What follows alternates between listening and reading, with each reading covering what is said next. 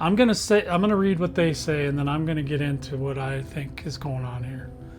We know engineering is a very important aspect of the game for our players. It's important, yes, because we want the best gear.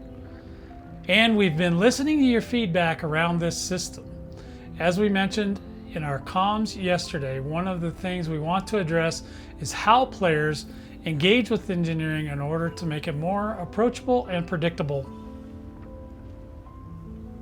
Okay, so you got my attention. Some of the areas we are investigating. They're only looking at it. They're not getting into it yet. Reducing the number of materials required for engineering, increasing the payout of engineering materials for missions, increasing backpack capacity. So, before we go any further, please note the above are examples of some of the areas we're investigating, not all the areas we are investigating. Elite Dangerous is a live service game, and we anticipate that refining engineering may take several passes. However, we will be listening to your feedback as we go about this process. We will post more detailed rundown of our proposed changes in coming months. Okay, so this is not happening tomorrow, which really sucks because I'm still engineering ships. I just engineered one this week. Took me all goddamn week. All right. So here's some of the issues I see. Right. A lot of the materials that you needed, especially say raw materials, you literally have to go to the ground to get them. Right. So you have to get on the ground, and back in the day, okay, you literally had to use your SRV to get the materials. You had to go out, find them. You use this little scanner device they have in the SRV. It tells you where there's little spikes on the little radar, and then you just drive towards those spikes and hope like hell you find something. But you couldn't really at the beginning. You couldn't really, like, if you were looking, I need 5 iron to finish this engineering job. Well, first you'd have to find a planet with iron on it, and that would be like a high metal, whatever, blah, blah, blah planet. You had to know all these things, and then you had to go out and scan the planet, get the geological locations, and oh my Lord. I mean, it was terrible. And then on top of that, you had to drive the SRV. Now, I like the SRV, but that's not why I play Elite. I don't want to drive that thing. And it also, I've had problems with it breaking because the way I drive the SRV, because an SRV is more like a car. But the way I drive it, I have been able to wear out joysticks fairly quickly driving around trying to get materials. But I have done them. And there's a few places you can go specifically, but that's a different story for a different day. So then you find these materials, and you'd have to get them on the ground or whatever, and you'd wear out all your stuff. Anyway, so finding the materials is one of the hardest parts. And even in the missions, now there are missions now where you can take a mission and it might have a particular payout that has to do with a high level material, because the reason they give you the high level materials is you could take those high level materials and trade them down to your lower end materials. It used to be the other way around. Everybody used to get low end materials and then they trade them up. But now, in this day and age, you get the highest level material, whether it's 4 or 5, grade 4, grade 5, whatever it is, and then you can go to a material trader, which they're everywhere. I don't even know why they did it this way, why they had to have material traders just spread out all over the place. Because they want us going all over the place. They're always trying to force us to do something, Instead of just making like, a material trader that you could just have one at a station and just go there and get whatever you need. Sometimes you have to go to 2 or 3 different stations. Now, if it wasn't for things like Inara, I have no idea how you would even figure out where these guys are. Even if you do have Inara, it's, you got to put in, some information. And then you still have to go wherever it is and then get what you need, go to the next one, get what you need, go to the next one. And then you get, then in a lot of cases you still have to go also to the engineer and do your business, right? And that's another thing that I don't like about engineering, is that you can't just you can pin an item that you want to engineer, that you engineer most of the time. But when you're building ships for different things, AX, different kinds of AX, different kinds of scenarios, not every ship can do every single thing, right? So sometimes you have to, and then you have to go back to the engineer. Well, with AX stuff, it's particularly hard because you don't build your AX ships to be long jumpers. Can't do it. You gotta keep those slots for other things to protect your ass. So it's particularly hard. So it's just a big pain in the ass. And so the engineers, you can't like phone them up and be like, hey man, I need blah blah blah, and then have them send you the parts or whatever the hell you need. They didn't do it that way. You literally have to go to them. So whatever it is, and the engineers are not all like right next door to each other. They're all over the place. And then there's some that are like a gazillion miles away over near another place in the galaxy that most people probably don't even know exists anymore. Just a guess. But there is another place. It's 22,000 light years from the bubble. That's a lot of jumping. Boys and girls, that's no joke. I still haven't even gone out there to unlock the engineers out there.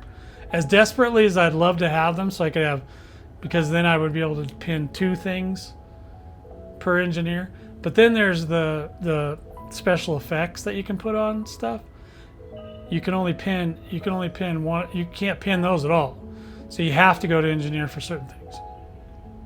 Like right now, I got a whole pile of pre-engineered level 5 FSDs that I can get Mass Manager on, that I have to go to Felicity, Farseer, and get them all fitted for that, which is, at least you can do it.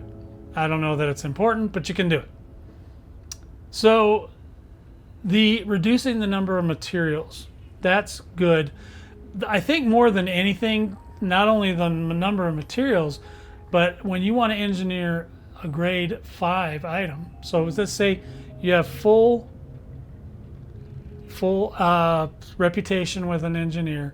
You go in, you engineer something from 1 to 5, right? So you go to 1, you do 1, boom, done. You do 2, 1 to 2 clicks, done. 3, 1 to 2 clicks, done. 4, you might have to 3, 4 clicks maybe, you get to 4. And then 5 can be anywhere from like 5 to 10 materials, and those materials always include the highest level material. Now that's the material that's the hardest to get. Now, as much fun, I don't think they should take out, maybe the lower materials, but we should be able to get the higher materials easier. Now, the problem with putting those materials in missions is that nobody knows what missions. So maybe that's part of their making it more predictable and approachable. I don't mind doing missions if the payout's good, right? Like right now, if you do a mission, you may do a mission and it may pay out a couple grade 3 materials. And that's like, who even cares? I need missions that pay out like 10 because of the number of times that I have to engineer. I need more than that. And then if the time that it takes to do that is higher than me just going to a signal source and getting the materials, then I'm not going to be as interested in it. So, and if you don't understand some of this stuff, I don't blame you. But so this is more of a for the developers than it is for the players per se. But it's when you go, if you want to go search for materials with missions, that's fine. But then there's also the signal sources, and these signal sources, you have no idea when you get to a system what materials are going to be. I think ED Copilot kind of tells you what materials might be available there, but they don't really they don't break it down or anything like that. And then the type of signal source, this is one of the things I hate, is the signal sources and all the different types, and then you're just like, what's even in there? You don't even know half the time. or what it is, or why would you want to go there. Because if you don't do every single profession in the game, you're not going to go what signal sources go to what. Now I know I need high grade signal sources mostly. So I have a little list that I got off the internet somewhere of, there's like 5 different types of places that you can go to find certain kinds of materials. Now it's not always the exact material I want, which is what gets people confused more than anything. Is if you need tin and you don't know which raw material the high level one goes with it, then you have to trade some other way. It's very confusing, okay? It's just very confusing. So, I mean, after you spend time on it, if you're one of those people that can do that, then you may end up, getting a little list. So I have a little list. Like I have 5 different places I can go for, so I don't have to go to Dav's Hope, and I don't have to go to the super hot Jupiter or whatever the hell it's called. And I don't have to go those places. I can just go to one of these 5, places. It's usually like, it might be a federation system with more than 1 million people, and then have their state might be war, or their state might be boom, or their state might be something else.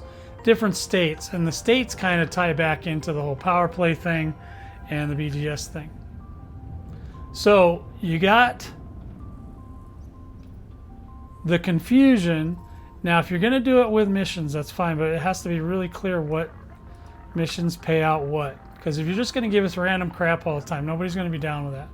If there's certain types of missions that you can take to get certain types of material, whether it's raw, engine manufactured, or encoded, these are all great things, but you have to know where to get them, and it cannot take like 500 years to do it. Your payout thing may cover this part.